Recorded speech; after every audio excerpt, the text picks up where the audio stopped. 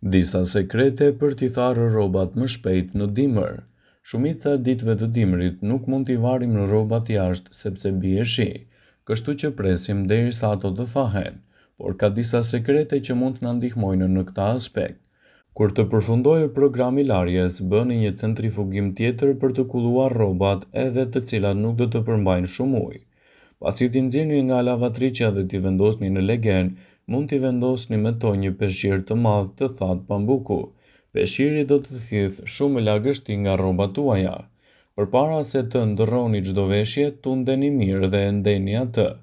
Mos i palosni rrobat në litarin e rrobave sepse kërkojnë kohë për t'u tharë. Asnjëherë mos i shpërndani rrobat pranë njëra tjetrës. Lagështia do t'i ikë me shumë vështirësi në këtë mënyrë. Dhe gjithmonë kujdesuni që rrobat i vendosni të thahen në diell në mënyrë që të mos humbasin kryesisht rrobat e bardha edhe ngjyrën e tyre.